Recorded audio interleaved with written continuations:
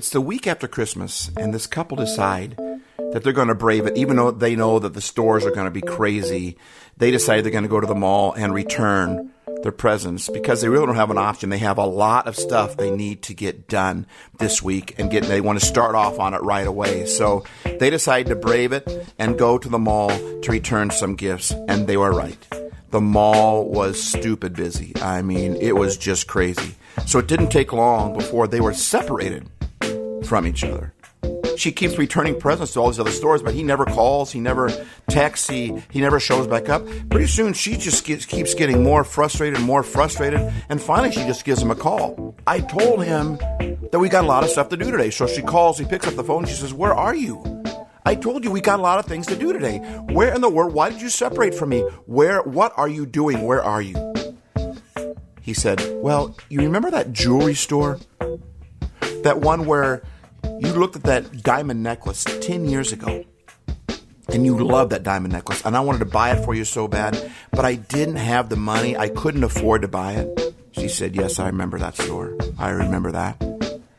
He said, "Remember when I told you that one day I was going to buy that necklace for you?" Well, at this point, her frustration, her disappointment, her anger has turned into nothing but love for her husband. She can't believe it. He says, "Remember when I told you in that store that one day I was going to buy this necklace for you?" She says, "Yes, honey, I do." He said, "Well, I'm in the sporting goods store right next to that jewelry store." Happy week after Christmas. Happy holiday. Welcome Happy holiday. to Happy Life Studios. May the calendar keep bringing happy holidays to you. We're here to make your happy holidays even happier. If you're burdened down with trouble, if your nerves are wearing thin, pack your load down the road, come to Holiday Inn. Happier holidays. Happier holidays. Happier holidays. Happier holidays.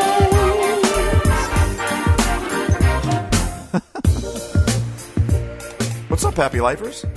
Thanks for joining us today. I am so happy that you did. I hope you had a great Christmas. I hope you had a wonderful Christmas.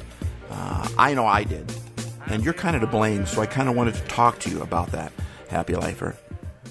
Because one of the reasons why I had a wonderful Christmas was some of the podcasts that we talked about. If I didn't have Happy Lifers listening to the podcast, I wouldn't be recording podcasts. And if I wasn't recording podcasts, then I would never hear myself say the principles that I'm giving to you to help you have not just a happy holidays, but to have a happier holidays. And there were several times this season when I had lost my perspective. And I snapped out of it because I remembered something that we talked about in one of our podcasts. I remembered a concept, and because I said it, I had to do it. And there were several times this holiday season when I was about to lose my perspective, and I thought of the concept we had talked about in one of our podcasts, and it flipped it. So thank you, Happy Lifers. Seriously, thank you for listening to our podcast. Thank you so much for sharing it and helping us spread the happy. That means so much to us. And it also made my Christmas a much more wonderful Christmas. A Christmas, I should say, full of wonder. So thank you for the Happy Lifer. However, Christmas is over, but the holiday season is not. We still have New Year's coming up, and I can't wait to share with you what's on my mind for New Year's. And we might have to keep the happier holiday season going a little bit after New Year's too, because I've got a few ideas in my mind to talk about bringing in the new year, and they're not your typical just make more goals and they're not your typical things. I feel like they're easier, they're simpler, and I think that they will really help you in starting off your year correctly, or I should say us. Because when I'm recording the podcast, it's helping me too, like I just mentioned. That's what made my Christmas full of wonder. So our happier holidays might go a few weeks into the new year. But Christmas is over, so let's move on to that. And I'm not going to get to the new year yet because we're not there yet. But I want to talk about the week after Christmas. I'm recording this the day after Christmas. And the reason why it didn't come out early on Monday morning, the Monday morning after Christmas, was because I made a choice. And part of that choice was because some of the stuff we had talked about in our podcast. My boys are at home visiting. My one boy got stranded out in the Chicago area, and he's actually coming home tonight, the day after Christmas, at 1 a.m. So it'll be Tuesday morning. He's coming home. But my other boys were home. I had family stuff to do, and I just made a choice that I was going to spend my energy and time focusing completely on my family. And because I realized in my mind, I can just record a podcast on Monday and just get it out later Monday. I don't have to get it out at 5 a.m, 7 a.m. It depends on where in the country you're at, but I put it out right away to help you to start your week off happy. And I thought, well, if it gets out a little bit later, then it gets out a little bit later. I just made a choice that I'm going to focus on the boys, and I was able to get the podcast out on Christmas Eve. So that's why I didn't get to it right away. But the week after Christmas is the week that you return your gifts to the mall because the gift doesn't fit. It's not the right size and the right shape. It doesn't work with your life. It might just not be a sweater that's too small or too big. It doesn't fit because it doesn't blend in with your life. And that person that bought you that gift probably had a good idea, but it didn't really, if it doesn't fit your life or your lifestyle, you tend to return it. There's a lot of people out there this week returning gifts that just didn't fit. Not just the size, but it didn't fit with their personality, didn't fit with their lifestyle. So what do you do when that happens? You return it. So today I want to talk about 5 things we need to return to the mall if we want to have a happy New Year, that is. Maybe I should say a happy whole year. I'm not just talking about the day of New Year's. I'm talking about the happy year. So if you want to have a happy New Year, a happy whole year, then here are 5 things that we need to return to the mall for that to happen. And when I say mall, I'm talking M-A-L-L. You know that building with all the stores in it? Because there's other ways to say mall too. I mean, a maul is what one animal can do to another. You know, maul verb means to, according to the dictionary, means to wound something by scratching it and tearing it apart, right? Or a maul is also a tool with a heavy head and handle that's used for tasks such as ramming, crushing, and driving wedges. And sometimes that's what the mall feels like over the holiday season. Or it also feels kind of like Star Wars Darth Maul, right? That insidious, wicked character in Star Wars of darkness that's here to destroy. You know, if we don't return these 5 things to the mall, and I'm not talking about our gifts, I'm talking about something else. If we're going to take the time to return gifts that don't fit us, why wouldn't we turn other things that don't fit our lifestyle? If we don't return these things to the mall, then they are going to maul. If we don't return them to the M-A-L-L, then they're going to M-A-U-L, our happy. They're going to tear apart. They're going to wound our happy. They're going to ram, crush. They're going to drive wedges between us and our happy. They're going to be darkness that overwhelms our happy. So here are 5 things that we need to return to the mall if we want to have a happy New Year.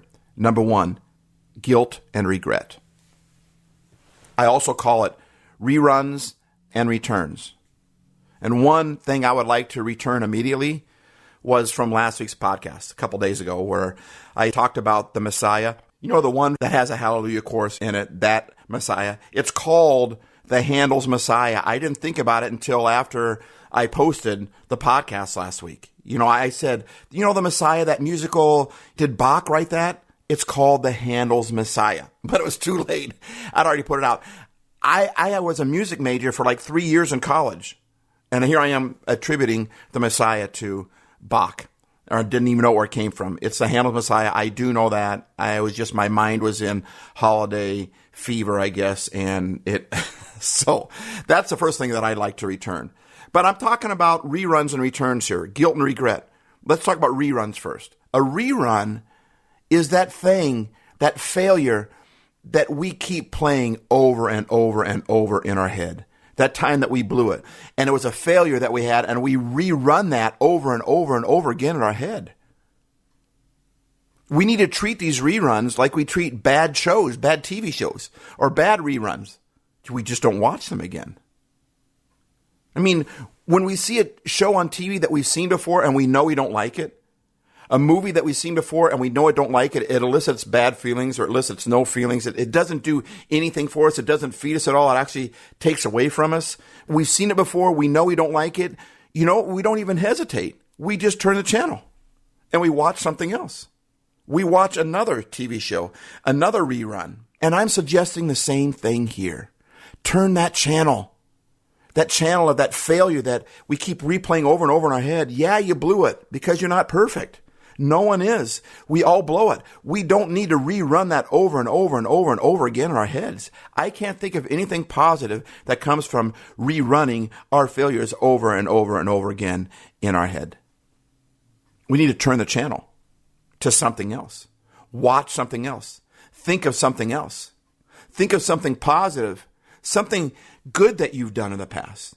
And if you are in such a state where you can't even think of that, then call up somebody close to you. A family member or a friend, or maybe even a workmate that has seen you do something well and say, I know this sounds weird, but I'm just kind of down right now. Could you just give me one thing that I've done well? One thing that you've liked about what I've done since we've known each other? There's nothing wrong with asking that question. When they give you that item, you need to rerun that in your brain. You want to talk about something that will help you? Rerun your successes. Rerun your good moments. That's what helps you be successful. We need to remember that failure is not fatal unless we keep rerunning it in our mind. Failure is not fatal unless we keep rerunning it in our mind over and over again. You might say things like, well, how else am I going to get better? There's difference between rerunning that show once to try. Well, let me put it this way. Have you ever watched there's a certain news channel that you like and you don't like the other news channel. You might like the news anchor. You might like their style. You might like their perspective. Maybe they have a worldview more like you. So we tend to watch channels that line up more with our worldview. The news channels are still talking about the same stories. They're just coming at it from different angles. So when I'm talking about that failure that you've made and you're saying, well, I have to watch the failure to get better at it. Well, you got to turn the channel though. Don't watch it from the channel of, I blew it. I can't believe I said that. I can't believe I didn't do that. And you keep rerunning that failure in your head. Instead, watch that thing that you did wrong or you didn't do as well as you would like to. Watch that from the channel of, mistakes are really lessons learned. Mistakes are only lessons learned. So if you're going to rerun that failure in your mind, rerun it through the channel of, mistakes are really lessons learned. And watch that show until you figured out what that lesson is. But don't watch the show from the angle of what a failure you are. That doesn't do any good at all. Or you can watch it from the channel of everything happens for a reason. That bad thing that you did, you might have blown it because you're not perfect. We blow it all the time. We make mistakes all the time, but everything happens for a reason. So watch it from that angle. There's a reason. I blew it, but what can I learn from this thing? What can I learn from this situation? Because watching bad reruns does nothing more than leave us stuck in the past. We got to turn the channel to the present, maybe even to the future for a little bit. But if we keep watching reruns where we've blown it, we have no future. We have no present because we're living in the past. Our life is the past. And it's not just even the past, it's the past where we blew it. Watching reruns, we need to return them because holding on to them do us no good at all. Just turn the channel. You do it with a TV show. Do it with that TV show you have in your head just as quickly. Don't even hesitate. I'm not going to watch this movie anymore. I'm going on to the next thing. Returns. This is when someone has hurt you or wronged you. And we love to return to that moment. Return to that moment over and over again in our minds. Do you believe what they said? Do you believe what they did to me? We return to that moment. When you return to that hurt, when you return to that offense, you live in that hurt. You live in that offense. You're living in that moment of hurt. I don't want to live in that hurt. It happened. There's no reason for me to live in it. And oftentimes we return to it over and over and over and over again. Grudges are gruesome, and they will maul your happy. They will tear it apart. They will drive a wedge between you and your happy. They will crush it. They will ram it. That's what grudges do. They wither your heart. They make you bitter. We got to return that return. We got to stop living in that return, and we just need to return it and give it back. Just like when it comes to reruns, we said, remember, failure is not fatal for the returns, we need to remember forgiveness is for you, not for the other person. When you forgive someone, that doesn't mean that you say what they did was okay. It just says, I'm going to forgive them. Because you're not forgiving them for them. You're forgiving them for you. So return the guilt and the regret. Number 2, something we need to return is people. I'm talking about the people that drain you, the people that hinder you from your goals, the people that don't believe in you, the people that spend way more time criticizing you than complimenting you. When you're around those people, you don't feel like a better person. You feel like less of a person. Those are the people that I'm saying we need to return. Now, there are some people that we can't live without. I get that.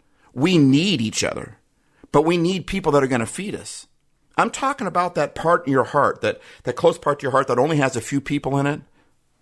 The closer you get to your heart, the more you need to filter some of these people out.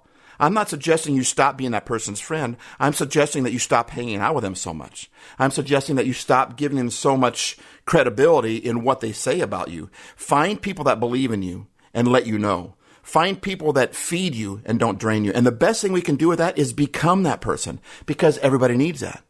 Because I know there's got to be some people listening to this podcast, of all the countries that listen to it, there has to be someone going, I have nobody in my life that's like that. Well, then become a person, because you harvest what you plant. Whatever you plant is what's going to grow. So if you want people that are going to believe in you, then find someone else and believe in them. If you want people that are going to compliment you and not criticize you, then start becoming a more complimenting person to other people around you. Be the person that you need in your life, and then you'll find those people that are in your life. And you'll find that a lot of those people that maybe were draining you will stop draining you when you start feeding them back. So there are some people that we can't live without, but we need to ask ourselves the question, why do I need this person in my life? Are they feeding me or draining me? How close to my heart am I going to allow these people to get? Because not everyone needs access to you. You don't have to allow everyone who comes into your life access to your life, especially the deep parts of your life. So there might be some people that you need to return this holiday season. Here's one that you might not ever guess that I would say, but I think something we need to return this year is road rage. Yeah, it's a big deal. It's a big deal. Road rage doesn't just last for the moment you're on the road. It enlarges that anger inside of you. And honestly, when we have road rage, it's not the road's fault. It's not the driver's fault. We want to blame the driver, but it's because I have anger inside of me. That's why the anger comes out of me so easy when a guy just decides to cut in front of me. And I get it. They're lousy drivers or whatever. You know, it's funny sometimes, though, we always think that I'm the good driver. All those other people are lousy drivers. That seems a little egotistical. There have been many times when people have cut around me and flipped me the bird, right? Or they've tailgated me, or they've been angry at me. I had one guy in a convertible, man, just like tailgating me, getting in front of me. I'm like, I don't even know what I did wrong to this guy. I had no clue, right? But he was feeling about me that how I often feel about other people on the road. We can't control everybody's driving. So stop trying to control that driving. What we can control is our driving. I know we all think that if we just keep complaining about their driving more, it'll change. But how often does that work? Right? No matter how much we yell at that person inside of our car, no matter how much we say what a lousy driver they are, that doesn't help the situation at all. It just doesn't work. We can't change how they drive, but we can control how we drive. And driving angry is not a healthy way to drive. Driving angry is not a safe way to drive. When you drive angry, your mind isn't just on driving, it's somewhere else, and there is another agenda behind that situation. So road rage, listen, leave earlier. I mean, I'm talking to myself here too. I hope I'm not coming across preachy, but I have found when I leave earlier, an extra 10 minutes early, when I've got plenty of time to get there, I'm not so stressed out. And when someone wants to come in front of me, I just let them cut in front of me. I might laugh at them a little bit going, okay, whatever. You just gained 3 seconds there. And then I realized that was me the last time I drove, cutting in front of somebody. They're driving too slow, right? But when I leave earlier, even when you get to a stop sign and when you're in a hurry or you're stressed out, you got to be the first one to leave the stop sign. That person over there, even if they're on the right and they have the right of way, you just barely stop so you can get out in front of them. But when I leave early, I find myself stopping completely and waving them all on. Go ahead, you can go. You can go. They're waving at me. No, you can go. Wave at each other. Hey, thanks for letting me in. Right? When I leave earlier, it changes how I drive. I don't drive so much road rage. So leave earlier and let's return that road rage, because driving angry is not a healthy way to drive. It will maul our happy, which leads us perfectly into our next item. We need to go to the complaint department. As long as we're at the mall, we need to find the complaint department and return all of those too. We need to return our complaints, because our complaints are draining and exhausting, not just for us, but for those that are around us, that are having to listen to us. We all know what that's like when you've been around someone who's been complaining. You know how much that drains you. Don't be that person. 3 things that we can do to help in returning to the complaint department. Number 1, focus on the solution. Theodore Roosevelt said that complaining about a problem without posting a solution is called whining. So when you find yourself complaining about something, Theodore Roosevelt would call that whining. Focus on finding a solution instead. If you can take that time to focus on that, find a solution to that complaint that you're complaining about. Let's find a solution about it. And then it's no longer whining at that point. Number 2, look for the good in that situation that you're complaining about. Now you just switch from the negative to the positive. So is there something good you can find in that situation that you find yourself complaining about? Look for that, and you just went from negative to positive. And 3, change the topic. Just think about something else. And lastly, anger. This is even more draining and exhausting than complaining. It's a little bit different than road rage. This is just anger, period, where road rage comes from. But anger is more draining and exhausting than complaining is, exponentially so, in fact. Here are 2 things that you can do to return anger. Number 1, monitor your social media. I was scrolling along, minding my business, when out of the clear-colored sky, flash, bam, alakazam, an angry post came by. I mean, you're just having a good day, and all of a sudden you see someone that's got this post that just irritates you. It's just, they came out swinging, right? They just came out because that's what, hey, listen, the social media is going to share my stuff. I've got to be extreme. So they were extreme and it affected you. You were just having a good day and all of a sudden this post came out. Monitor your social media. When you see an angry post, scroll past it. Don't read it. It's just going to make you more angry. It sounds like a no duh, right? But it can be so difficult to do. If you agree with the post or if you disagree with the post. If you agree with the post and you read it, then you just start getting mad at all the other quote unquote idiots, right? We're talking about road rage now. We're talking about social media rage. We talk about all those people that don't believe that and how stupid they are. It just feeds your angry and it mauls your happy. If you disagree with the post and you read it and you hang out on that post, you just find yourself brooding and getting more angry and it will maul your happy. There is no winning in reading angry posts. Let me say that again. In my opinion, there is no winning in reading angry posts. So do yourself a favor. Do your happy a favor and don't even think about it. Just scroll on by. Just swipe on past. Don't spend time on the negative post. And people that you can unfollow people that you don't have to unfriend them, but you can unfollow people that always put posts on there that are always ticking you off. Unfollow them so you don't have to see those angry posts all the time. And if you don't know how to do that, find someone who does and then ask them to help because it's really important. The second thing we can do to help return anger is stop sharing angry, negative, happy, sucking posts. The posts that suck the happy out of life. Stop sharing them. If you're going to share something, share. We should share. That's that one of the strengths of social media is sharing. We should share, but share happy.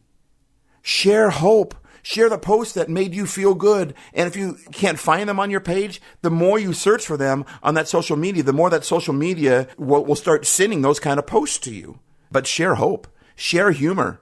Stop giving play to people who are posting things that drain humanity. Those people are a dime a dozen.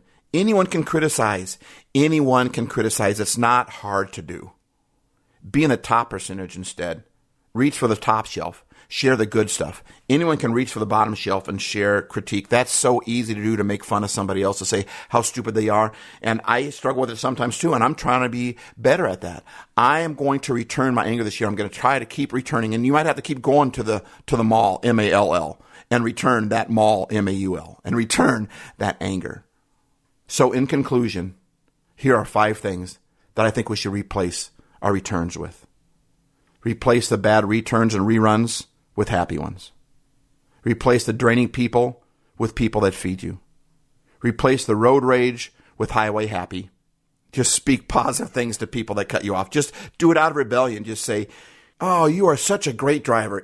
Just have fun with it. Get sarcastic with it. But replace road rage with highway happy.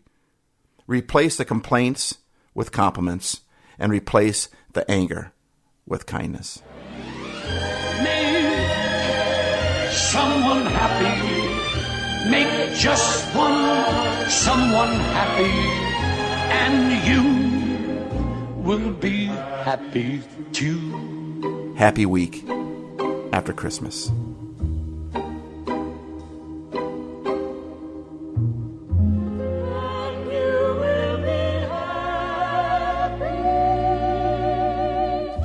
Remember, life isn't always perfect, but that doesn't mean it can't be happy. Steve A's.